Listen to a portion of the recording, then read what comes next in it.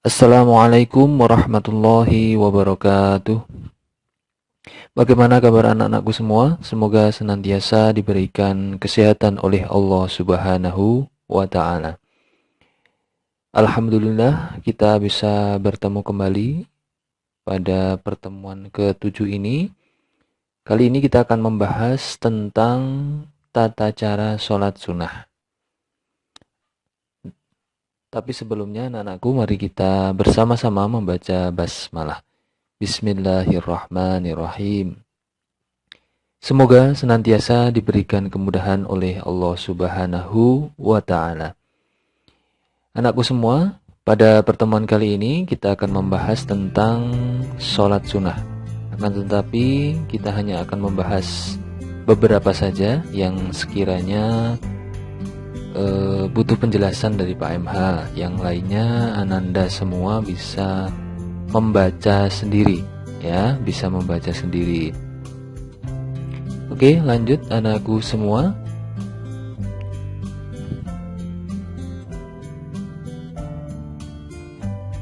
Nah, perhatian ya, jangan di skip-skip, jangan dicepet-cepetin karena ini butuh perhatian ya, jangan di skip-skip. Kali ini Bapak akan membahas tentang cara sholat yang unik ya, jadi yang berbeda dengan sholat fardu. Jadi ada keunikan-keunikan di dalam sholat sunnah ini. Maka dari itu jangan di skip ya. Oke, yang pertama Nanda semua, sholat sunnah yang ada khutbahnya ya, seperti yang Bapak katakan di awal tadi, bahwa di sini kita akan membahas sholat sunnah yang unik atau sholat yang berbeda dengan sholat fardu. Nah, yang pertama, sholat sunnah ini ada khutbahnya. Ya, biasanya sholat sunnah ini, kalau biasanya sholat sunnah tanpa khutbah ya. Kalau ini ada khutbahnya. Tentu yang ada khutbahnya ini adalah sholat sunnah yang dilakukan secara berjamaah. Tidak mungkin sendirian ya. Nanti sholat sendiri, khutbah sendiri ya, kasihan. Oke, Ananda semua. Sholat sunnah yang ada khutbahnya itu yang pertama adalah sholat sunnah Idul Fitri dan Idul Adha. Bayangan Anda semua, sholat fardu yang ada khutbahnya itu adalah sholat Jumat ya. Jadi bisa Ananda bayangkan seperti sholat Jumat. Tentu Ananda sudah mempunyai gambaran juga tentang sholat Idul Fitri dan Idul Adha karena sering melakukan itu. Ya, ada ciri dari khutbah Idul Fitri dan Idul Adha. Yang pertama dilaksanakan setelah sholat Id. Ya, jadi sholat Idul Fitri dulu baru khutbah. Berbeda dengan sholat Jumat, itu khutbah dulu baru sholat. Kemudian yang kedua, ada ciri khas dari khutbah Idul Fitri dan Idul Adha, yaitu khutbah pertama membaca 9 kali takbir. 9 kali takbir, kemudian khutbah kedua membaca 7 kali takbir. Tentu Ananda semua sering mendengar apabila ada khotib sholat Idul Fitri atau Idul Adha, itu sering membaca takbir. Allahu Akbar, Allahu Akbar, Allahu Akbar, gitu ya. Kemudian yang ketiga, ada pula yang melaksanakan sholat Idul Fitri, khutbahnya hanya 1 kali, dan itu diperbolehkan. Ya, jadi itu ciri khas dari Idul Fitri dan Idul Adha. Kemudian yang kedua, Ananda semua, ada sholat kusuf dan khusuf atau sholat gerhana. Ini juga ada khutbahnya. Ya, khutbahnya apa? Yang pertama dilaksanakan setelah sholat juga. Ya, jadi sholat dulu baru khutbah. Kemudian yang kedua, khutbah seperti khutbah Jumat. Jadi rangkaian khutbahnya seperti khutbah Jumat. Ananda semua sudah mempelajari rukun khutbah Jumat pada kelas 7 ya, yang di situ ada puji-pujian, ada syahadat, ada membaca sholawat, ada membaca ayat Al-Quran, dan lain sebagainya. Kemudian isi dari khutbah itu apa? Yaitu tentang kuasa Allah. Dan utamanya mengajak manusia untuk bertaubat kepada Allah Subhanahu wa taala. Itu khutbah di sholat kusuf dan khusuf. Kemudian yang ketiga ada sholat istisqa. Seperti halnya yang sudah Bapak terangkan minggu lalu, yaitu memohon hujan. Ada cirinya, yaitu dilaksanakan setelah sholat. Khutbahnya dilaksanakan setelah sholat. Kemudian khutbah pertama membaca istighfar 9 kali.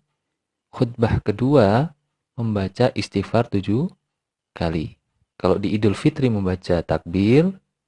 Kalau di istisqa membaca istighfar.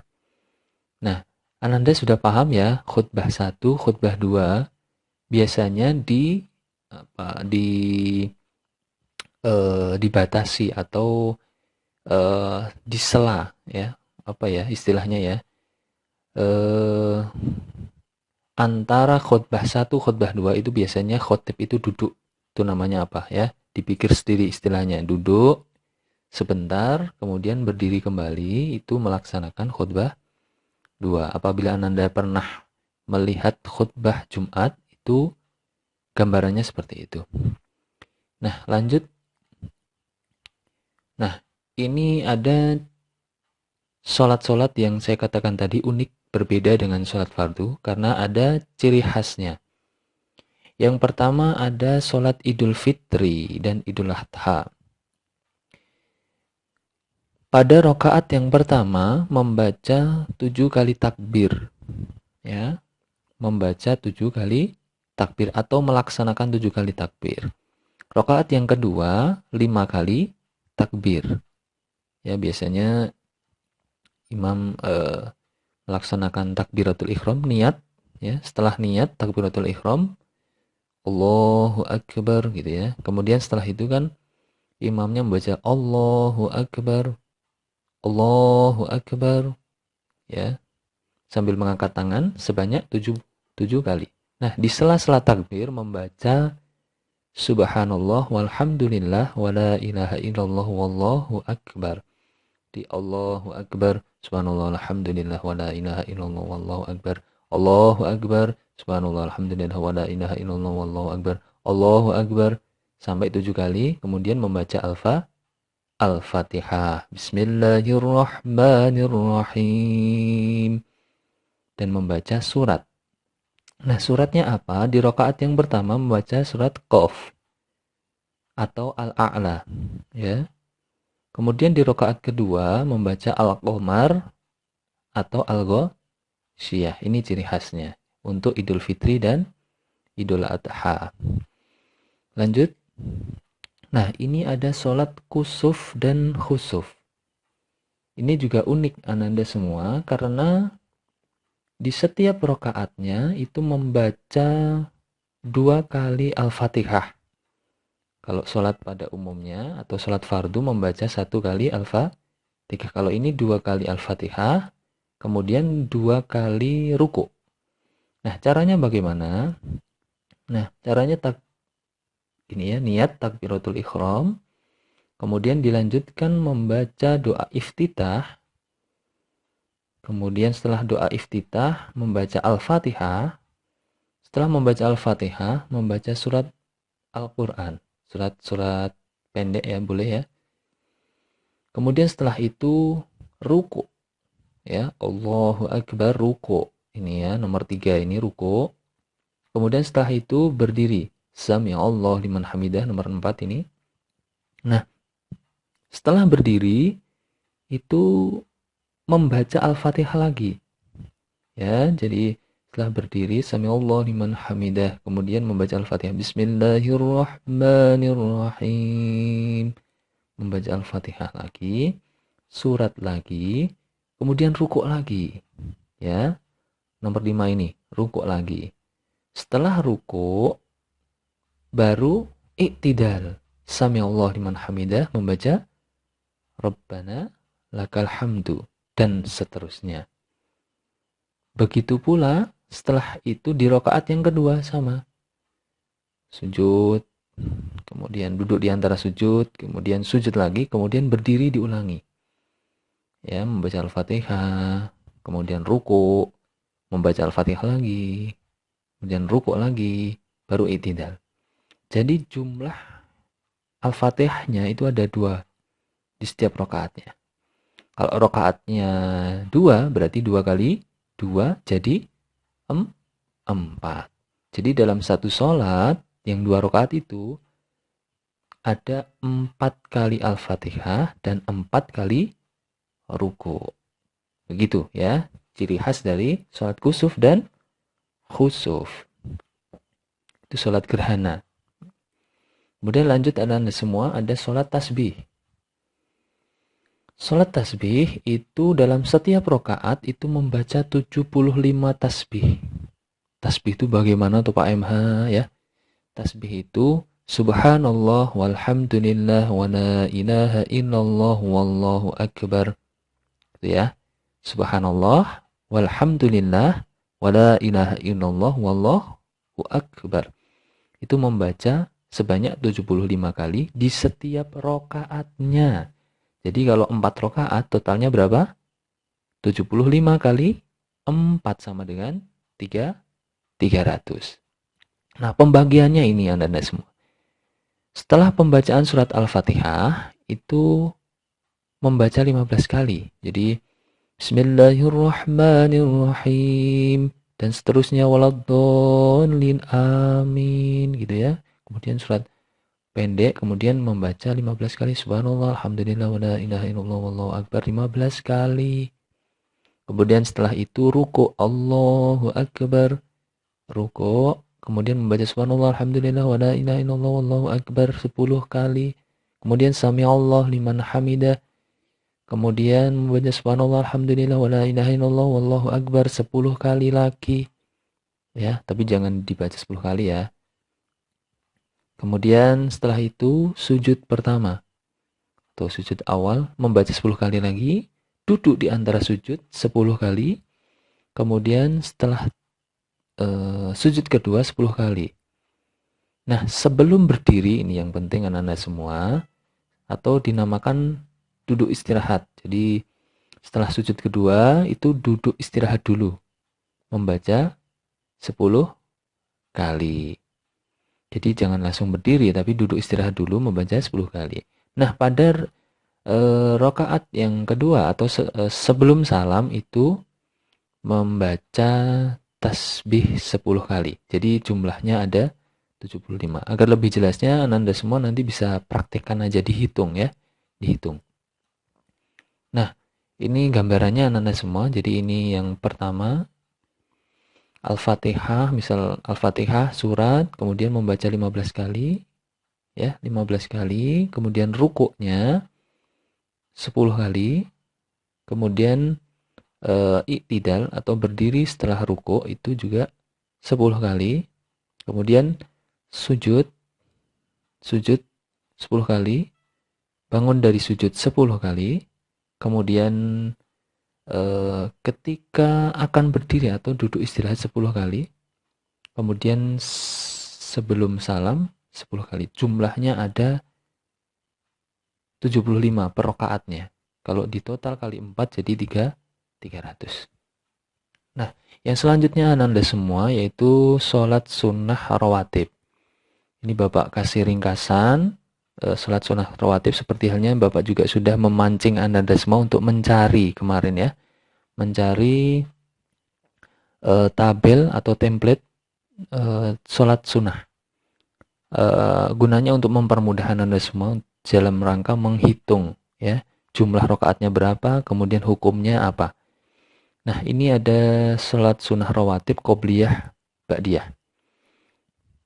Ada qobliyah yang hukumnya mu'akad. Mu'akad itu sangat ditekankan atau sangat dianjurkan untuk dikerjakan. Itu diwarnai biru ya, biru tua di sini ya. Itu sebelum subuh ada 2 rakaat mu'akad, ya. Kemudian duhur ada qobliyahnya 2 atau 4 mu'akad. Ba'diyahnya ada 2 mu'akad, 4-nya ghairu mu'akad. Ghairu mu'akad itu tidak begitu ditekankan, ya, tidak begitu ditekankan, namanya ghairu mu'akad. Nah, sebelum asar ada 4 rakaat ghairu mu'akad, sebelum maghrib ada 2 rakaat ghairu mu'akad, setelahnya ada 2 rakaat mu'akad, kemudian isya'nya 2 rakaat ghairu mu'akad, setelah isya ada 2 rakaat mu'akad. Setelah mempelajari ini, Bapak harapkan Anda semua sudah tidak keliru, ya. Jangan-jangan saking rajinnya, setelah sholat subuh, sholat lagi. Wah, sholat lagi. Ditanya, sholat apa mas? Sholat ba'diyah subuh. Wah, nggak ada sholat ba'diyah subuh ya. Apalagi setelah asar. Setelah asar, berdiri lagi. Sholat 2 rakaat. Sholat apa mbak? Sholat ba'diyah asar. Nggak ada ya. Setelah ini, Anda semua sudah tahu. Jangan keliru ya. Jangan malu-maluin Pak MH gitu ya. Begitu Anda semua. Kita lanjutkan karena begitu banyak yang kita bahas Anda semua. Ya, kita lanjutkan. Oh, sudah selesai. Jadi mohon maaf Bapak hanya memberikan penjelasan sedikit karena materi kita sangat banyak anak-anak semua. Jadi nanti apabila ada pertanyaan langsung WA Pak MH aja. Insya Allah Bapak layani secara fast respon ya. Kalau lewat Google Form Bapak hanya milih ya. Biasanya satu kelas saya pilih satu, kemudian saya jabri untuk menjawab pertanyaan-pertanyaan itu. Tapi kalau Anda semua langsung WA Pak MH, insya Allah langsung Bapak balas. Nah, terima kasih Anda semua. Ini seperti biasa Bapak berikan kata-kata. Ini karya Pak MH lo ya. Jika pandai itu adalah isi, maka akhlak adalah bungkusnya. Pandai tetapi tidak berakhlak itu tidak menarik. Berakhlak tetapi tidak pandai itu mengecewakan. Gak suka dengan mengecewakan atau kecewa kan? Gak suka kecewa ya. Maka kita harus pandai juga berakhlak. Pak MH, terima kasih. Salam untuk keluarga. Semoga sehat. Jangan lupa sholat. Saya akhiri. Wassalamualaikum warahmatullahi wabarakatuh.